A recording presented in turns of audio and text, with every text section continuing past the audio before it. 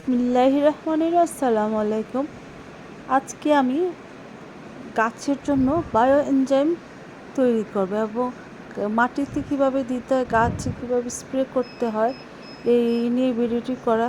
শুনুন এটার কার্যকারিতা কী, গাছে প্রয়োগ করলে কী কী উপকার হয়, কী কাজে আসে, গাছের জন্য কী উপকার হয়। প্রথম থেকে শেষ পর্যন্ত প্লিজ ভিডিওটি দেখুন এবং শুনুন এর উপকারিতা। হলো বায়ো এনজাইম। আজকে এই ভিডিওতে আমি আপনাদের সঙ্গে আলোচনা করব যে এই বায়ো এনজাইম কি, কিভাবে কাজ করে, তার ফলে আমরা কি ধরনের উপকার পাই এবং এই বায়ো এনজাইম কিভাবে আমরা বাড়িতে তৈরি করব এবং কিভাবে গাছে স্প্রে করব, কিভাবে মাটিতে প্রয়োগ করব, এই সব বিষয়গুলো নিয়ে এই ভিডিওতে আমি আজকে আপনাদের সাথে আলোচনা করব। প্রথমেই বলি যে এই বায়ো এনজাইম আসলে কি।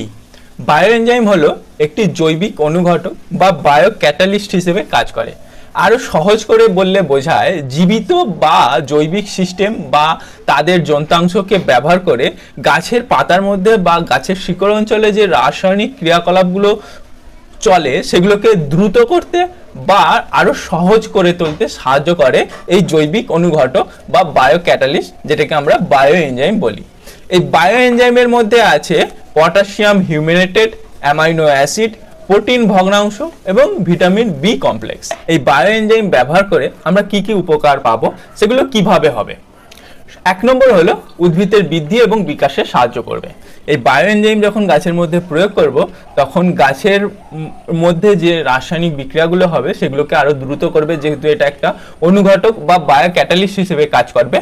আর দু নম্বর হলো এর মধ্যে থাকা যে অ্যামাইনো অ্যাসিডটা আছে, সেই অ্যামাইনো অ্যাসিড কি করবে, প্রচুর পরিমাণে খাদ্য মৌল গ্রহণ করতে সাহায্য করবে, যাতে প্রচুর পরিমাণে খাদ্য মৌল গ্রহণ করতে পারে এবং সেটাকে দ্রুত পরিপাক করতেও সাহায্য করবে, যার ফলে গাছের বৃদ্ধি এবং বিকাশটা খুব তাড়াতাড়ি ঘটবে। এই বায়ো এনজাইম ব্যবহারে দু নম্বর যে উপকারিতা আমরা পেয়ে থাকি সেটা হলো প্রচুর পরিমাণে ফুল ফল ধরাতে এবং বৃদ্ধিতে সাহায্য করে।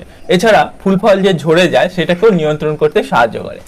এই বায়ো এনজাইম যখন গাছে ফুল ফল আসতে শুরু করে, বিশেষ করে ফল বা সবজি গোত্রীয় ফসলের মধ্যে যদি আমরা প্রয়োগ করি তাহলে কিন্তু প্রচুর পরিমাণে ফুল ফল ধরাতে সাহায্য করে।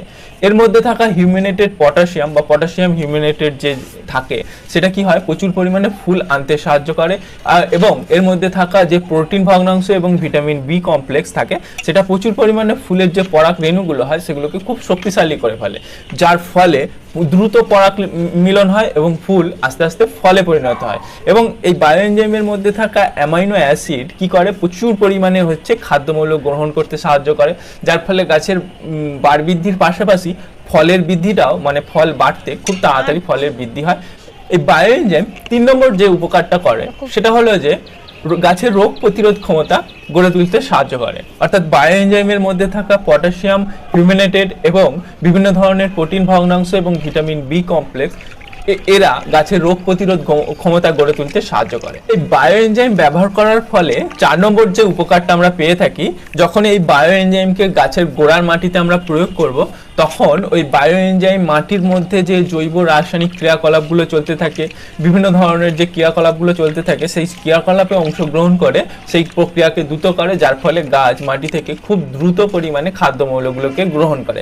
এছাড়া আমরা যখন বারবার রাসায়নিক সার প্রয়োগ করার ফলে অনেক সময় রাসায়নিক সার মাটির মধ্যে লক হয়ে যায়, তো ওই সব জমিতে বা ওই সব মাটিতে যদি আমরা বায়ো এনজাইমের প্রয়োগ করি তাহলে ওই যে লক হয়ে থাকা যে রাসায়নিক খাদ্যমৌলগুলো আছে সেগুলোকে ভেঙে দেয় এবং গাছ খুব সহজে ওইগুলোকে গ্রহণ করতে পারে।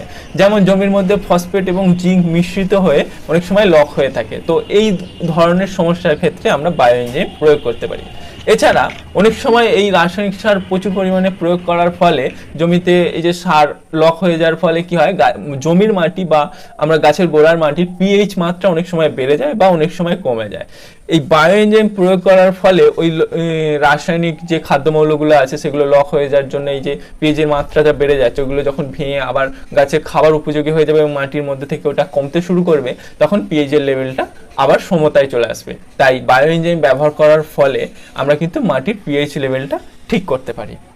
আমি আধা লিটার পানিতে 5 মিলির মতো দিয়েছি এবং মাটিতে দেওয়ার বেলা আমি দিয়েছি 1 লিটার পানিতে 10 মিলি হারে।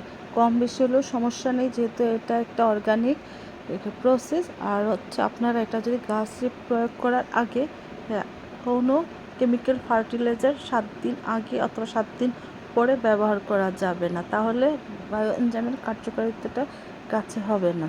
আপনারা যদি এই বায়ো এনজাইমটা ব্যবহার করেন তার আগে ওর পরে 7 দিন অন্ততপক্ষে কোনো কেমিক্যাল ফার্টিলাইজার ব্যবহার করবেন না। আর রেশিওটা আপনারা কম বেশি হলেও সমস্যা নেই, যেহেতু একটা অর্গানিক বায়ো এনজাইম, এভাবে গাছে প্রয়োগ করতে পারেন। এই যে হচ্ছে আমার বায়ো এনজাইমের রেসিপিটা আমি দেখাচ্ছি। প্রথমে একটা কাচের বোতল নিব, তারপরে আমি আমার গাছের লেবু নিয়েছি, গুড় নিয়েছি, আর হচ্ছে এটা পরিমাণটা হচ্ছে 1:3:10, মানে 1 হচ্ছে গুড়, আর হচ্ছে লেবু হচ্ছে 3, পানি হচ্ছে 10। এই পরিমাণে দিয়ে আমি যে বোতলে দিব, দিয়ে সবগুলো একসাথে দিব, দিয়ে পানি দিব। আর আপনারা এটা ফলের খোসা দিয়ে করতে পারেন, তারপরে হচ্ছে আপেলের খোসা দিয়ে করতে পারেন, কলার খোসা দিয়ে করতে পারেন, ফুলের পাপড়ি দিয়ে করা যায়, এই অনেক কিছু দিয়ে এটা করা যায়, যে কোনো দিয়ে। তারপর আমি যে এখানে সেই পরিমাণগুলো সবগুলো ঢুকিয়ে একটা নাড়া দিয়ে এখন একটা টিস্যু দিয়ে মুখটা বন্ধ করে রাখবো। টিস্যু দেওয়ার কারণ হচ্ছে এটাতে প্রচুর গ্যাস জমা হবে, গ্যাসগুলো যেন ভিতরে আটকে না থাকে, আস্তে আস্তে বের হয়ে যায়। তাই আমি প্রথম 1 মাস এই টিস্যু দিয়ে বেঁধে রাখবো, বেঁধে একটা অন্ধকার জায়গায় রেখে দিব। আর যদি আমি টিস্যু না দিতাম, মুখটা হালকা করে খুলে দিতে হতো আর প্রতিদিন নাড়িয়ে দিতে হতো।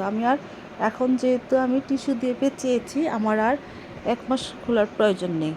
আর তারপরে 1 মাস পরে আমি এটাকে খুলে তারপরে একটা দিয়ে এয়ারটাইট ঢাকনা দিয়ে একটা অন্ধকার জায়গায় রেখে দিব। এভাবে ফার্মেন্টেশন হতে আপনার 3 মাস লাগে একটা বায়ো এনজাইম তৈরি হতে। আর হচ্ছে আপনারা যদি দ্রুত সে বায়ো এনজাইম তৈরি করতে চান, সেটাও আমি দেখাচ্ছি। এই যে আমি এটা হচ্ছে এই যে করেছি, এটার কালারটা হচ্ছে এটা। আর পুরো যখন 3 মাস পরেরটার কালারটা আমি দেখাচ্ছি। এই যে হচ্ছে আমার 3 মাস পরে সম্পূর্ণ তৈরি বায়ো এনজাইম, এটা যে পুরোপুরি তৈরি হয়ে গিয়েছে, এটা 3 মাস পরে সে বায়ো এনজাইম। এটা আমার করতে 3 মাস লেগেছে বায়ো এনজাইমটা তৈরি করতে। তবে আমি এই বায়ো এনজাইমটা দিয়েই আমি পরবর্তীতে আবার বায়ো এনজাইম তৈরি করব, সেটা তৈরি করতে আমার 1 মাসের মতো লাগবে, কারণ আমার এই যে ফার্মেন্টেশনটা হয়েছে এটা দিলে দ্রুত অন্যগুলো পচে যাবে। মরিচ গাছে বায়ো এনজাইম কীভাবে প্রয়োগ করলে, স্প্রে করলে কি হয় সেটা দেখিয়েছি। মরিচ গাছে পোকা দমন করা যায় বায়ো এনজাইম দিয়ে। এখন আমি এই যে এটা তৈরি করছি এবং 1 মাসের যেন দ্রুত প্রস্তুত হয়, সেজন্য আমি এই যে এটা দেখাচ্ছি। এটা হচ্ছে 10:3:1 পানি দিয়েছি, কলার খোসা দিয়েছি, গুড় দিয়েছি, দিয়ে এখন আমি এটার সাথে আমার যে আগের তৈরি করা বায়ো এনজাইম সেটা দেবো। সেটা দেওয়াতে হবে কি, এটা 1 মাসের মধ্যে আমার এই বায়ো এনজাইমটা তৈরি হয়ে যাবে। আপনারা যদি করতে চান, আগের বানানো প্রথম 3 মাস লাগবে, পরে সেই 3 মাসের ওটা দিয়ে আপনার প্রত্যেক মাসে মাসে এরকম এনজাইম তৈরি করে গাছে দিবেন। তাতে করে কেমিক্যাল ফার্টিলাইজার, কেমিক্যাল কীটনাশকের প্রয়োজনই পড়বে না, মাটি হবে উর্বর। এভাবে আপনারা প্রস্তুত করে গাছে প্রয়োগ করতে পারেন। যদি আমার ভিডিওটা ভালো লেগে থাকে, প্লিজ সাবস্ক্রাইব করে লাইক করে পাশে থাকবেন। আর আমি এই যেটা বানিয়েছি, এটা এখন আমি একটু কয়েকদিন পর নাড়া দিব, নাড়া দিয়ে একটা অন্ধকার জায়গায় রেখে দিব। এই যে তৈরি হয়ে যাবে এনজাইম।